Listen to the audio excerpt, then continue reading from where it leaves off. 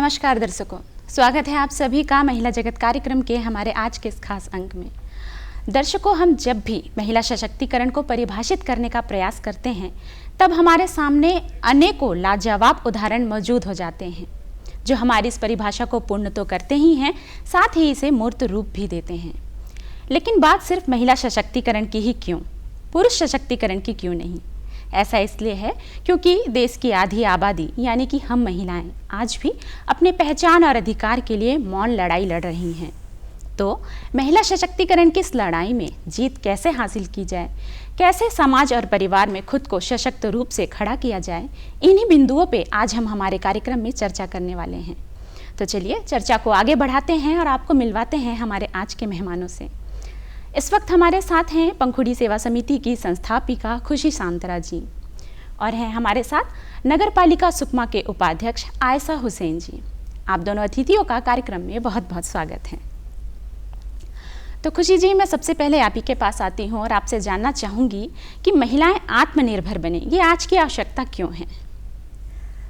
सबसे पहले तो मैं दूरदर्शन केंद्र का बहुत आभार व्यक्त करती हूँ कि आपने मुझे इस कार्यक्रम में सम्मिलित किया। और आपका जो सवाल है मैम कि महिलाओं का आत्मनिर्भर होना इतना आवश्यक क्यों है जी, तो मैं ये साझा करना चाहूँगी कि इतने सदियों से जो रूढ़िवाद सोच चली आ रही है कि महिलाओं को चार दीवारों में ही अपनी ज़िंदगी व्यक्त करनी पड़ती थी जी। अभी कुछ सालों से महिलाएं काफ़ी आगे बढ़ रही है, हर क्षेत्र में खुद को खड़ा कर रही हैं, शामिल हो रही हैं पुरुषों के साथ। तो इसमें उनका आत्मनिर्भर होना बहुत ज़्यादा इसलिए ज़रूरी है कि एक आत्मनिर्भर महिला आर्थिक और सामाजिक बैकग्राउंड में अपने आप को ज़्यादा सुरक्षित और ज़्यादा सम्मानित महसूस करती है जी। और आत्मविश्वास की कमी के कारण जब महिलाएं कुछ नहीं कर पाती थी, एक प्रकार से आत्मनिर्भरता उनके आत्मविश्वास को बढ़ाता है, जिससे वो पुरुषों के मुकाबले अपने आप को सम्मानित महसूस करते हुए अपने कार्य क्षेत्र में कार्य कर पाती हैं। जी हाँ, बहुत ही अच्छा कहा खुशी जी आपने। ऐसा जी, इसी विषय पे मैं आपके भी विचार जानना चाहती हूँ कि महिलाएं आत्मनिर्भर बने, ये आज की ज़रूरत क्यों है? महिला आत्मनिर्भर इसलिए बनना चाहती है, किसी पे डिपेंड नहीं होना चाहती है, वो खुद का कार्य खुद करना चाहती है। आज वो अकेले है तो खुद कर लेगी, फैमिली में है तो वो फैमिली पर डिपेंड रहेगी। आज वो मेरा काम नहीं हो पा रहा है तो कल मैं उनसे बोलूँ, इनसे बोलूँ, तो ये नहीं हो पाता। अगर वो कल के दिन वो अकेली रही वो महिला तो वो खुद का कार्य खुद कर सकती है। इसलिए महिलाओं का आत्मनिर्भर होना बेहद ज़रूरी है। जी, बहुत अच्छा कहा आपने आयशा जी। तो खुशी जी, आप बताएं कि ये जो आत्मनिर्भरता की हम बात कर रहे हैं, ज़रूरी नहीं कि जब एक महिला घर से बाहर निकले तभी वो आत्मनिर्भर हो पाएगी। ये आत्मनिर्भरता हम घर पर रहकर भी ला सकते हैं, तो क्या घर पर रहकर ये संभव है? जी बिल्कुल संभव है जी। आत्मनिर्भरता का तात्पर्य सिर्फ ये नहीं है कि वो आर्थिक तरीके से ही खुद को आत्मनिर्भर बनाए। जी। हमारी सोच, जीवन शैली की तौर तरीके और जिस प्रकार से हम समाज एवं अपने परिवार में खुद को व्यक्त करते हैं, अपनी सोच बताते हैं, ये भी आपकी आत्मनिर्भरता को दर्शाती है। और अगर हम आर्थिक आत्मनिर्भरता की बात करें तो भी घर पर रहकर महिलाएं आजकल बहुत से काम कर सकती हैं। जिन महिलाओं को सिलाई कढ़ाई आता है वो तो पूरे समय घर पे रह के अपना थोड़ा सा टाइम निकाल के अपना सिलाई कढ़ाई का काम कर सकती हैं, ट्यूशन क्लासेस ले सकती हैं, घर से मेस चला सकती हैं। जी। सोशल मीडिया पे भी अभी विभिन्न प्रकार के काम आते हैं वर्क फ्रॉम होम के, इस तरीके के काम करके वो आर्थिक रूप से भी आत्मनिर्भर हो सकती हैं। जी हाँ, जैसा कि ऐसा जी अभी आपने बताया कि हम हर काम के लिए परिवार पर डिपेंड रहते हैं, अगर वो हमें समय नहीं देते तो हमारा काम भी रुक जाता है। इसलिए हमारे लिए आत्मनिर्भरता, सशक्तिकरण ज़रूरी है। तो जब हम अपनी सशक्तिकरण की बात करते हैं तो मुझे लगता है कि सबसे पहले हमें मानसिक रूप से ही सशक्त होना पड़ेगा। ये तय करना पड़ेगा कि नहीं, मैं ये काम कर सकती हूँ, ये मेरे लिए सरल है। तो आप इसे किस प्रकार से देखती हैं? जैसे अभी बताई खुशी जी ने, सिलाई बुनाई कढ़ाई घर में रह सकती घर पर मतलब रह के कर सकती है। अगर वो चीज़ में उनको इंटरेस्ट नहीं आ रहा है तो जैसे टिफ़िन का कार्य है वो भी कर सकती है। टिफ़िन का पैकिंग करके मतलब ऑफिस में मतलब और कहीं कहीं भी सप्लाई कर सकती है, ये काम भी कर सकती है। मतलब इसी तरह बहुत सारा काम है जो महिलाएं कर सकती है। मतलब बस उनको अपने अंदर विश्वास होना चाहिए, डिफेंड रहना चाहिए। जी, तो कहीं ना कहीं खुद को ही पहले मजबूत करना आवश्यक है, तब हम किसी भी प्रकार की चुनौती का सामना कर सकते हैं। खुशी जी, अब मैं आपसे जानना चाहूँगी, जैसे कि आप जिस संस्था में हैं आप बस्तर की महिलाओं को करीब से जान रही हैं, तो बस्तर में महिलाओं की स्थिति को आप किस प्रकार से देखती हैं? बस्तर में दूसरे राज्य की अपेक्षा वनवासी समाज में महिलाओं की स्थिति काफ़ी अच्छी है। मतलब पुरुष और महिलाओं में भेदभाव बहुत कम है।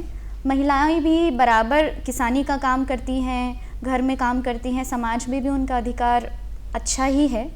पर जब हम शिक्षा एवं स्वास्थ्य की बात करें तो उसमें बस्तर की महिलाएं थोड़ी पीछे हैं, क्योंकि अंदरूनी अंचल में आता है, बहुत से गांव तक स्वास्थ्य के अच्छे स्कीम्स और शिक्षा के अभाव हैं।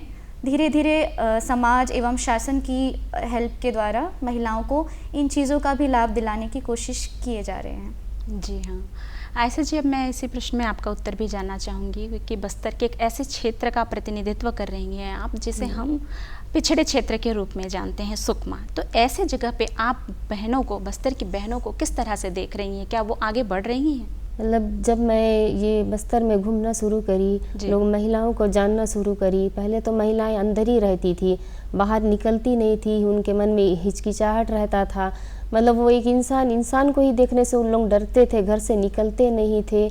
जब उन लोगों ने एक दूसरे को देखा, महिला घूम रही है, कर रही है, तो धीरे धीरे हम भी जाके उनके पास कोशिश करें कि हम जब कर सकते हैं तो आप क्यों नहीं कर सकते हैं। मतलब गांव की महिलाएं अभी इतने ज़्यादा उन लोगों में मतलब टैलेंट आ चुका है कि घर बैठे भी वो बहुत सारा कार्य कर रही है। जैसे तेंदू पत्ता है वो तोड़ने जा रही है, महुआ बींदने जाती है, और भी कुछ कार्य वो सब ला के घर में कर रही है। तो मतलब एक दूसरे को देखकर महिला निकलना चाह रही है, मतलब और निकल भी रहे हैं, कार्य भी कर रहे हैं। मतलब उनके मन में बस इस हिचकिचाहट भी ख़त्म हो रहा है। बस उनमें एक कमी है शिक्षा की, बस वो ही नहीं है उनमें, बाकी महिला में कोई टैलेंट की कमी नहीं है। जी हाँ, बहुत अच्छा आपने कहा कि महिलाएं घर से बाहर निकल रही हैं और हर प्रकार के कार्य कर रही हैं। आवश्यकता है तो उन्हें बस शिक्षा का अधिकार दिलाने की। तो खुशी जी, इसी विषय में मैं आपसे जानना चाहूँगी कि शिक्षा हमें हमारे अधिकारों के प्रति जागरूक करता है, तो महिला शिक्षा बेहद ज़रूरी है, तो आप इसे किस प्रकार से देखती हैं? जैसा कि आयशा जी ने कहा है, महिलाएं ऑलरेडी काफ़ी प्रतिभाशाली हैं हमारे बस्तर में, लेकिन शिक्षा के अभाव की वजह से काफ़ी क्षेत्रों में वो पीछे रह गई हैं। और शिक्षा तो महिला एवं पुरुष दोनों के ही भविष्य निर्माण में बहुत अहम भूमिका निभाती है जी। पर महिलाओं के लिए इसलिए ज़्यादा ज़रूरी है कि महिलाओं को अपने भविष्य निर्माण के लिए पुरुषों के मुकाबले थोड़ी ज़्यादा मेहनत करनी पड़ती है हमारे समाज में जी। तो एक शिक्षित महिला अपने कानूनन अधिकार के प्रति बहुत ज़्यादा जागरूक होती है, योजनाओं के प्रति जागरूक होती है, जिसके ज़रिए वो अपने करियर में, अपने भविष्य निर्माण में थोड़ा ज़्यादा इजीली अपॉर्चुनिटी उनको मिल जाता है और अपनी तरह और भी महिलाओं को अपने घर एवं समाज को शिक्षित कर सकती हैं। जी, बहुत अच्छी बात कही आपने खुशी जी। आयशा जी, जैसा कि अभी आपने बताया कि आपके क्षेत्र में आपने महिलाओं को देखा कि सिर्फ शिक्षा की कमी है, तो क्या आप आज हमारे इस कार्यक्रम के माध्यम से उन परिवारों को, उन माता पिता से अपील करना चाहेंगी कि वो भी अपनी बेटियों को शिक्षा के लिए आगे बढ़ाएं, ताकि वो बेटियाँ कल आगे निकल कर सशक्त महिला बन सकें? तो आप क्या अपील करना चाहेंगी? मतलब मैं उन माँ बाप से अपील करती हूँ, अगर जिसकी आर्थिक स्थिति बहुत कमज़ोर हो, बच्चे में टैलेंट हो, पढ़ नहीं सक रहा है, तो मैंने ऐसा भी प्रयास किया है कि आप अपने बच्चों को पढ़ाइए, जो हेल्प लगता है करिए, मैं करूँगी उनके लिए कोशिश। जो लगता है एडमिशन फीस और जैसे पढ़ाई बुक वुक लेना है तो मैं सब करके दूँगी, लेकिन अपने बच्चे को घर में मत रखिए। जब उसमें पढ़ाई का हुनर है तो उसे ज़रूर आगे बढ़ाइए, ऐसा मतलब मेरा सोचना है जी। बहुत अच्छी बात कही आप। जैसे जनप्रतिनिधि जब समाज में सहयोग का हाथ बढ़ाएंगे तो निश्चित तौर पे समाज में हर तरफ विकास नज़र आएगा। तो खुशी जी, अब मैं आपसे आपका अनुभव, जीवन अनुभव जानना चाहूँगी कि कौन सी भावना थी जब आपको लगा कि आप भी बस्तर की ग्रामीण महिलाओं के साथ बस्तर के इस हुनर को देश विदेश तक ले जा सकती हैं? कैसे आपको लगा कि आपको इस फील्ड में काम करना चाहिए? जी, इससे पहले भी मैंने कई सोशल प्लेटफॉर्म में ये बात साझा की है जी कि पढ़ाई के बाद मैं भी बाकी लोगों की तरह यही सोचती थी कि बाहर अच्छी पैकेज वाली एक जॉब हो और लाइफ सेटल हो जाए जी। लेकिन जब हम बाहर पढ़ने जाते हैं किसी भी दूसरे राज्य में या बड़ी मेट्रो सिटीज़ में, तो जब हम ये बताते हैं हम बस्तर से हैं, तो लोगों का मतलब हमारे प्रति बहुत ही अलग एक रिएक्शन होता है। अच्छा, बस्तर से, वो तो काफ़ी अंदरूनी है, नक्सल अफेक्टेड एरिया है, आप लोग वहाँ कैसे जीते हैं, कैसे रहते हैं? तो हम काफ़ी बार उनको एक्सप्लेन करते हैं, नहीं ऐसा नहीं है, हम काफ़ी अच्छे से रह पाते हैं, बहुत ज़्यादा प्रॉब्लम्स नहीं हैं। फिर कुछ कारणवश जब मैं वापस आई अपने क्षेत्र में पढ़ाई के बाद, तो मैंने ये रियलाइज़ किया जो हम बाहर जाके एजुकेशन लेते हैं, क्यों ना हम उस एजुकेशन को अपने ही जगह पे, अपने रीजन पे उसका यूटिलाइजेशन करें। और जो महिलाएं हमसे कम पढ़ी लिखी हैं, अनप्रिविलेज्ड हैं, उनको हमारे शिक्षा का कोई प्रॉफिट हो।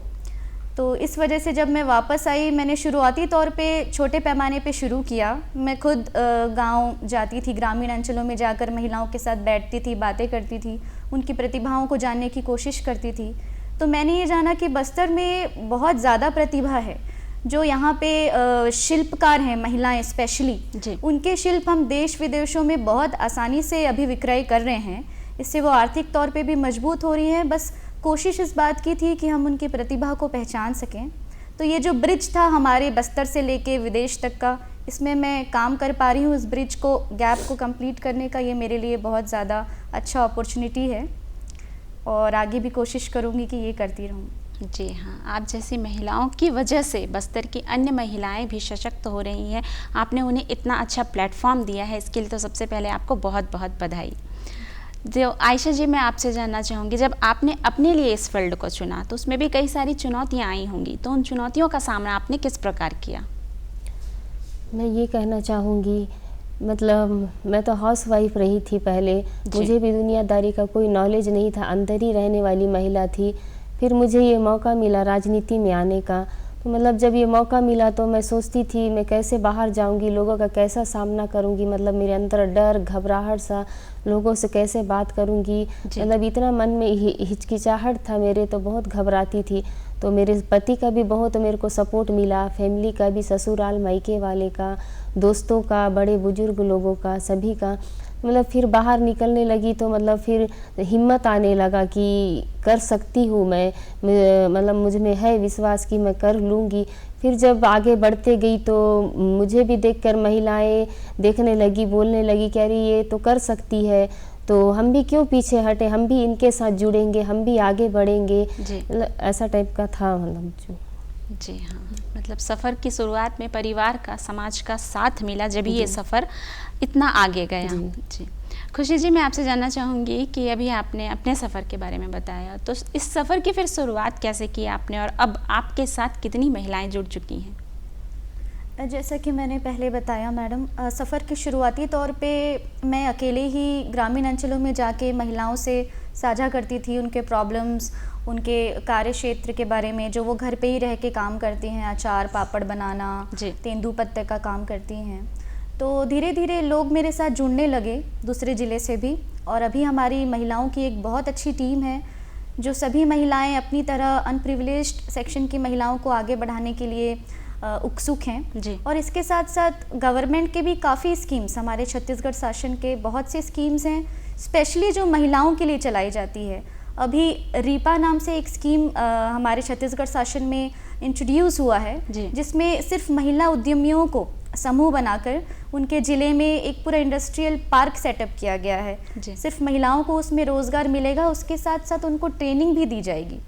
तो इन सब स्कीम्स को मैंने बहुत करीबी तौर से देखा, इसमें काम किया, और इसका बेनिफिट मैं हितग्राहियों तक पहुंचाने की कोशिश कर रही हूं। मेरे साथ गवर्नमेंट के काफ़ी लोग हैं और भी महिलाएं हैं जो अलग अलग प्लेटफॉर्म से आती हैं, हमारे साथ जुड़ के इन महिलाओं को आगे बढ़ाने की कोशिश कर रही हूँ। जी हाँ, अभी जैसा आपने बताया कि शासन भी इस और बहुत प्रयास कर रही है। जो इंडस्ट्रियल पार्क के बारे में आपने बताया, जिसमें विशेषकर महिला उद्यमी ही काम कर सकती हैं, तो अगर किसी महिला को आपसे या इस उद्यम से संपर्क करना हो तो उसकी प्रक्रिया क्या होगी? ये रीपा नाम से जो अभी इंडस्ट्रियल पार्क सेटअप हुआ है, ये प्रत्येक ज़िले में कुछ गौठानों का चयन किया गया है, जिसको इंडस्ट्रियल पार्क के रूप में कन्वर्ट किया गया है जिला प्रशासन की तरफ से। तो कोई भी महिला अपने क्षेत्र के गौठान में, जो अभी रीपा इंडस्ट्रियल पार्क है, उसमें अगर कार्य करने के लिए इच्छुक है तो अपने स्थानीय जिला पंचायत में कांटेक्ट कर सकती हैं। वहाँ NRLM नाम से एक विभाग होता है, आप वहाँ जाके अपना नाम दे सकती हैं। जिस भी मतलब सेक्टर में आप उनको ठीक लगेंगी, कार्य कर पाएंगी, तो बिल्कुल आपको मौका दिया जाएगा। और अगर आप उद्यमी नहीं हैं तो आप प्रशिक्षण लेकर उसमें हिस्सा ले सकती हैं। जी, मतलब दोनों ही प्रकार से बहनों आप ये लाभ, इस मौके का लाभ उठा सकती हैं। जी, ऐसा जी मैं आपसे जानना चाहूँगी, अभी आपने थोड़ी देर पहले बताया कि परिवार का साथ मिला जब ही आप इस सफ़र में आगे बढ़ पाई। तो ऐसा परिवार जहाँ कोई एक महिला कुछ करना चाहती है लेकिन परिवार का सपोर्ट नहीं है उनको, ऐसी स्थिति में उन्हें क्या करना चाहिए? पहली बात तो परिवार का सपोर्ट रहना बहुत ज़रूरी है महिला के लिए। अगर परिवार का सपोर्ट नहीं मिल रहा है तो उसके हस्बैंड अच्छे हो, उनका सपोर्ट हो, तो उनके पति को फैमिली से बात करना चाहिए कि जब वो आगे बढ़ना चाह रही है तो उसका सपोर्ट करना चाहिए। फिर भी अगर वो नहीं मान रहे हैं, अगर पति का फुल सपोर्ट हो तो ठीक है, अगर उनको लगे कि अंदर से हमको भी इनका सपोर्ट करना चाहिए तो कर सकते हैं। जी, मतलब कुल मिलाकर हम यही कहेंगे कि परिवार का सपोर्ट होगा तभी एक महिला सशक्त हो पाएगी। जी हाँ, खुशी जी, मैं आपसे जानना चाहूँगी, इस लाजवाब सफ़र के बारे में आप हमें बता रही हैं, तो इस सफ़र में कई सारी चुनौतियाँ भी आपको देखने को मिली होंगी, तो उनका सामना आपने किस प्रकार से किया? चुनौतियाँ तो हर फील्ड में होती ही हैं, पर महिला होने के नाते कार्यक्षेत्र में थोड़ी सी चुनौतियाँ ज़्यादा होती है, ये मैं मानती हूँ। क्योंकि अभी भी हमारे समाज में जो मतलब पुरुष प्रधान समाज है, तो जब भी हम बाहर निकलते हैं, किसी भी ऑफिस में जाते हैं, तो वहाँ पे ज़्यादातर पुरुषों की संख्या होती है और महिलाएं उनके अपेक्षा काफ़ी कम होती है। जी। तो हम कई बार अपने आप को असहज महसूस करते हैं उनके सामने, मतलब खुद को व्यक्त करने में। जी। प्रत्यक्ष अप्रत्यक्ष रूप से काफ़ी चुनौतियाँ होती हैं। कई लोग मतलब पीछे खींचने की कोशिश करते हैं। जी। पर हमारे अंदर ये प्रयास होना चाहिए कि हम ये सब गतिविधियों को इग्नोर करके अपने लक्ष्य पे कायम रहें, अपने आप को आगे बढ़ाने की कोशिश करें। और हमारी तरह हम किसी और महिला को अगर स्थिति में देखते हैं जो असहज महसूस कर रही है, जी, तो विशेषकर मैं ये कोशिश करती हूँ कि मैं उसका सपोर्ट करूँ, ताकि कल के दिन जब मुझे ज़रूरत हो तो वो महिलाएं मेरा भी सपोर्ट करें। जी। तो जब महिलाएं एक दूसरे को इस तरीके से सपोर्ट करेंगी तो ना वो असहज महसूस करेंगी, ना असुरक्षित, और अपने कार्य क्षेत्र में आगे बढ़ पाएंगी। बहुत बेहतरीन। तो आयशा जी, मैं आपसे जानना चाहूँगी, महिला सशक्तिकरण की बहुत से बिंदुओं पे हमने बात की, उसमें एक अहम बिंदु ये भी है कि हमें अपने स्वास्थ्य का भी बहुत ध्यान रखना होता है, तभी हम पूरे परिवार का ख्याल रख सकते हैं। तो आप क्या कहना चाहेंगे इस पर? जो महिला फैमिली में रहती है वो उसके ऊपर फैमिली का बोझ रहता है जी। बच्चों का बोझ, बड़े बुजुर्ग का बोझ, सभी को देखना करना पड़ता। अगर वो स्वस्थ रहेगी तो वो सभी को लेकर चलेगी। जी। अगर वो मतलब काम कर रही है, दिन भर वर्क कर रही है, अपने आप को आराम नहीं दे पा रही है, तो वो किसी को मतलब देख कर नहीं सकेगी। अपने आप को मजबूत करेगी तभी तो वो मतलब फैमिली को लेके चलेगी, बच्चों को पढ़ाएगी, फैमिली देख सकेगी, तभी हो सकता है। तो परिवार का भरण पोषण करने के लिए हमें सबसे पहले अपने ही स्वास्थ्य का ध्यान रखना बेहद ज़रूरी है। खुशी जी, मैं आपसे जानना चाहूँगी कि महिला जब सशक्त होती है तो वो समाज को भी पूर्ण रूप से सहयोग करती है, तो देश के विकास के लिए महिलाएं अपनी किस प्रकार से भूमिका अदा कर सकती हैं? जैसे कि आपने पहले कहा था कि देश में 50% पॉपुलेशन महिलाओं का है जी, तो उतना ही महिलाओं का भागीदारी होना भी ज़रूरी है देश के विकास में। जी। तो महिला जब सशक्त नहीं होती तो पुरुषों के मुकाबले वो अपना योगदान दे ही नहीं सकती देश के समाज के कल्याण में। जी। लेकिन महिला जब सशक्त है, शिक्षित है, आत्मनिर्भर है, तो वो अपने घर से ही अपने बच्चों को आत्मनिर्भर बनाने की कोशिश करती है, शिक्षित करने की कोशिश करती है। बच्चे तो कल का भविष्य हैं, तो जब बच्चे शिक्षित होंगे, आत्मनिर्भर होंगे, तो धीरे धीरे पूरी पीढ़ी आत्मनिर्भर होगी, सशक्त होगी। इसलिए महिलाओं का सशक्त होना देश एवं समाज के कल्याण में बहुत अहम भूमिका निभाती है। जी हाँ, बहुत बेहतरीन। आयशा जी, अब आप बताएं कि अभी हमने ये भी बात किया कि महिलाओं का स्वास्थ्य ठीक होना भी बेहद ज़रूरी है, तो जब एक महिला शिक्षित होती है, सशक्त होती है, तो वो एक और समस्या का समाधान स्वयं ही कर लेती है, वो समस्या है घरेलू हिंसा। तो आप इसे किस तरह से देखती हैं कि जब एक महिला सशक्त होती है तो वो घरेलू हिंसा से भी लड़ सकती है? आपके विचार क्या हैं? ऐसे चुनौतियों का सामना जब वो अंदर से स्ट्रांग हो, मजबूत हो, तो वो सभी चीज़ों का सामना कर सकती है। जी। तो उसमें कोई रुकावट नहीं आ सकता है। खुशी जी, मैं आपसे जानना चाहूँगी, आप बस्तर की ग्रामीण महिलाओं को नज़दीक से देख रही हैं, तो जब वो आपसे, आपके संगठन से जुड़ी, तो उनके पहले के जीवन में और अब के जीवन में आप क्या अंतर महसूस करती हैं? सबसे बड़ा अंतर जो मैं महसूस करती हूँ वो है कॉन्फिडेंस लेवल, आत्मविश्वास। पहले मैं महिलाओं के घर जाती थी, उनको मुझे फोर्स करना पड़ता था कि आप बाहर निकलिए, मेरे साथ काम पे चलिए, लोगों से मिलिए, अधिकारियों से मिलिए। अब ऐसा है कि वो मुझे पूछती हैं फ़ोन करके कि मैडम कब होगा नेक्स्ट प्रोग्राम, कब हम जाएंगे एग्जीबिशन में जाएंगे, कब बाहर जाएंगे, कब प्रशिक्षण करवाया जाएगा। तो क्योंकि आधी ज़िंदगी उन लोगों ने बिता दिया था बिना कुछ काम किए अपने चार दीवारों के अंदर, अब जब उन्होंने अपनी प्रतिभा को पहचानी है और जब उन्होंने देखा कि काम करने के बाद उनकी ज़िंदगी में क्या डिफरेंस आता है, तो वो खुद इच्छुक हैं, वो खुद घर पे नहीं बैठना चाहती, आत्मविश्वास के साथ बाहर जाती हैं, बैंक जाती हैं, ऑटो लेके गाड़ी करके बाहर रायपुर तक जाती हैं बस्तर से जी। तो मैंने देखा उनकी लाइफस्टाइल में, जीवन शैली में काफ़ी चेंजेस आई है।